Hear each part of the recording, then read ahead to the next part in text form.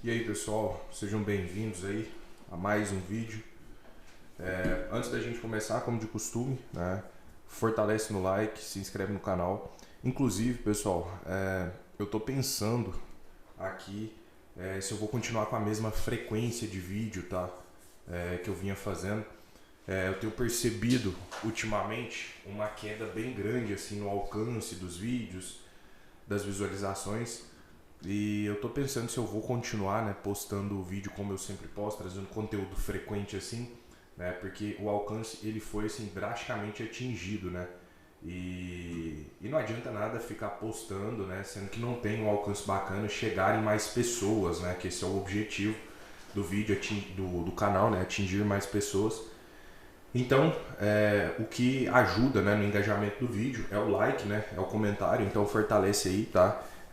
Que se o canal continuar assim nessa queda, né, de alcance, provavelmente eu vou diminuir, tá, a quantidade de vídeos e trazer vídeo às vezes, tá? Não vou manter essa frequência. Na verdade, assim, eu já trouxe muito conteúdo aqui para esse canal, né? Se for pegar até hoje aí, a quantidade de vídeos, né, que já foram gravados, instruindo, né, ensinando, então foram bastante, né? Então é isso, né? Se você quer que o canal continue crescendo, fortalece aí como você pode, beleza?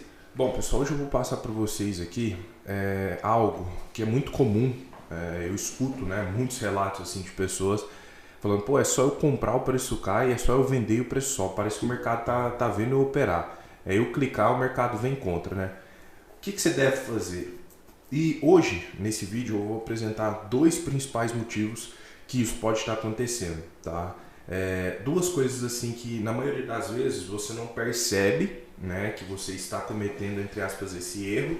E obviamente, né, você vai comprar, o mercado vai cair, você vai vender, o mercado vai subir, tá? A primeira coisa não é necessariamente um erro, tá? Mas tem que ter a leitura, tá? Na maioria das vezes, quando a gente vai analisar a fundo, né, sobre esse relato, muitas vezes a pessoa está comprando topo, tá? Comprando em cima da máxima, em cima, né, do topo prévio. E nós temos algumas leituras, né, que às vezes nos dá a possibilidade de pensar em um trade nessa região próximo ao topo, acreditando numa continuação dessa alta, tá? Mas no geral, falando com vocês, pessoal, muito provavelmente se você estiver, né, abrindo uma posição comprada próxima a um topo, né, próxima a uma máxima, ou abrindo uma posição vendida próxima a uma mínima, com certeza você vai vender, por exemplo, e o mercado vai subir, e você vai comprar aqui, né, e o mercado ele vai cair, tá? Porque às vezes você nem se atenta, né, que o mercado está testando essa região. E sabe o que é o problema aqui? Porque às vezes a pessoa ela pode chegar e falar assim, pô, exemplo, tá, pessoal? Vou dar um exemplo aleatório aqui. Mas eu comprei aqui. Aqui não tinha nenhum fundo perto, aqui não tinha nenhum ponto de parada. Ou vamos dar outro exemplo aqui melhor. Pô, mas eu comprei aqui, ó. Olha como o fundo, né, estava longe e o mercado ele simplesmente veio e continuou caindo. Então o que eu tenho para dizer para vocês? Às vezes, pessoal, nós temos regiões no gráfico aonde são pontos de parada de gráficos maiores, tá certo? Por isso que principalmente na minha mentoria, né, eu sempre falo aqui, né, no final sobre os meus treinamentos. Se você se interessa, né, inclusive o link está aí na descrição. Nas minhas mentorias eu ensino, né, os alunos a marcar, né, os pontos de parada em gráficos maiores. Por quê? Às vezes, eu vou dar um exemplo muito básico aqui para vocês, tá? Eu vou marcar um suporte, tá, aqui no diário, um exemplo, tá? Só para vocês entenderem um pouco mais do que eu estou falando. E eu vou marcar uma resistência aqui e vou marcar um outro ponto, vamos ver, aqui, ó, tá? Agora vamos jogar no 5 e vamos pegar, por exemplo, essa região aqui, ó. Opa. Vamos pegar essa região aqui, tá? Imagina que nós estivéssemos trabalhando nesse dia, ok? E o mercado trabalhando. E aí, obviamente, você fez as suas marcações em referência ao dia anterior, tá? Em referência a esse dia aqui.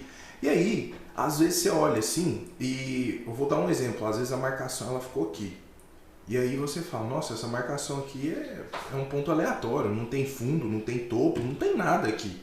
E aí o mercado chega, por exemplo, né, em cima daquela marcação ali e respeita o que a gente vê na maioria das vezes, tá? O pessoal ali na sala ao vivo. Por quê? Porque é um ponto de um gráfico maior. Por mais que você não tenha ele nos 5 minutos, é uma região muito relevante no gráfico maior. O problema é quando o seu gráfico está assim, ó, sem nada. Ou seja, você não tem informação dos gráficos maiores. Muitas vezes o que pode acontecer, você pode estar vendendo, exemplo, eu vou fazer, sei lá, vamos dar um exemplo aqui, eu vou fazer uma compra aqui, tá? Porque o mercado está testando o fundo anterior, tem leitura. Só que às vezes você está em cima de uma resistência de um gráfico maior. Quantas vezes, pessoal, eu vejo isso acontecendo? Inclusive, né, eu até coloquei no meu Close Friends, né, que eu lancei o Close Friends recentemente, eu compartilho todas as minhas marcações gráficas na abertura do pregão, né, e posteriormente eu faço a leitura do dia. E quantas vezes eu vejo pessoas, né, me chamando e falando, cara, esse ponto aí da região X ou da região Y, eu não tinha esse gráfico de jeito nenhum, eu nunca conseguiria visualizar ele num gráfico de 5 minutos, por exemplo. E aí, o que a gente percebe na prática? Que o mercado ele busca esses pontos e muitas vezes ele segura. E às vezes você compra em cima dessa região. Por isso que eu falei para vocês que às vezes não fica tão claro, tipo, eu não vou comprar em cima desse topo aqui, porque eu estou vendo que aqui é um topo. Mas às vezes você está querendo comprar, por exemplo, aqui no meio, né, um exemplo, num pullback, só que aqui tem uma região interessante, né, uma região de topo de um gráfico maior. E o risco é o mesmo, você vai comprar, o mercado vai continuar caindo.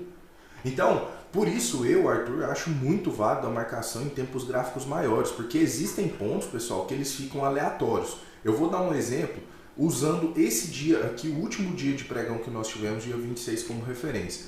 Vamos marcar um ponto aqui, tá? Só para a gente ver se lá nos 5 minutos ele vai ficar bem visível. Ó, vou marcar essa região aqui e vou marcar essa, tá? Vamos pegar no 5 agora. Observe, olha aí, pessoal.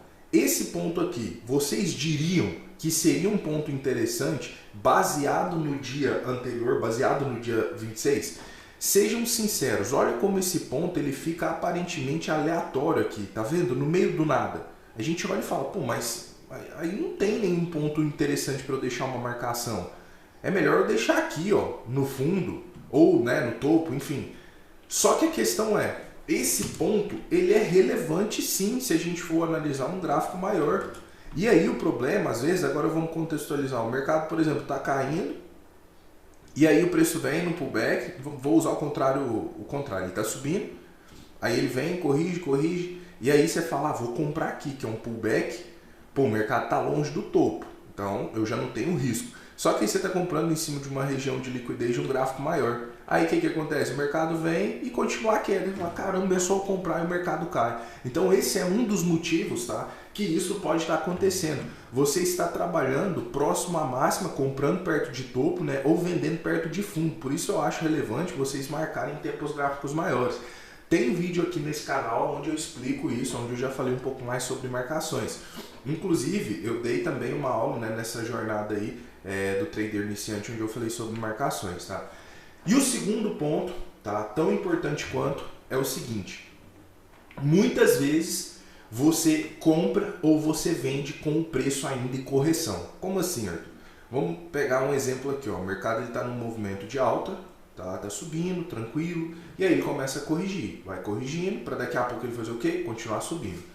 Muitas vezes você compra com o preço ainda em correção. Ele ainda não terminou o seu processo corretivo para continuar o movimento de alta. Você compra, ele continua caindo. Ou você vende e ele continua subindo. Para isso, o que nós temos que analisar? Nós temos que analisar os pontos de parada. Tá? Não adianta, pessoal, somente analisar gatilho, porque às vezes a pessoa olha e fala, deixou o gatilho, eu vendi, mas o preço não respeitou, comprei e continuou caindo. Por quê? Você não esperou o processo todo de correção. O preço ele começa a mostrar exaustão dessa correção quando ele busca algum ponto de parada e ele começa a mostrar bastante rejeição, pavio, sombra.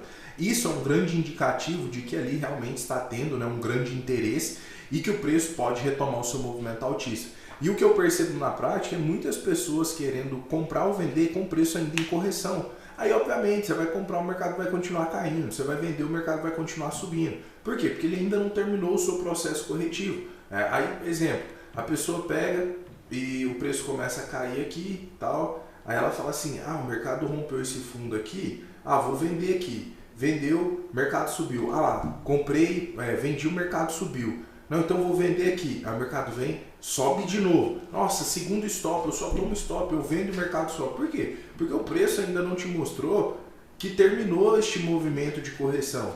Quando ele busca, né, vamos pegar um exemplo, quando o mercado ele vem numa correção e ele começa a dar sinais, né, de que pô, realmente tem interesse ali naquela região. Vamos pegar um movimento direcional para vocês entenderem.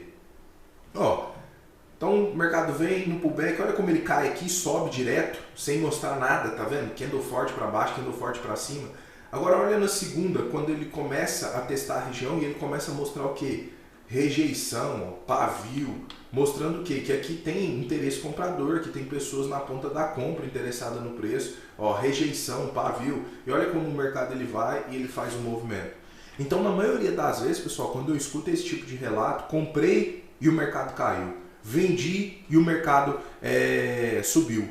Qual que é o problema disso? Na maioria das vezes são esses dois erros. Ou você está comprando perto do topo, né, perto da máxima, ou você está vendendo perto da mínima, ou a segunda possibilidade, que é você estar comprando enquanto o preço ainda está num processo corretivo ou vendendo enquanto o preço também está corrigindo.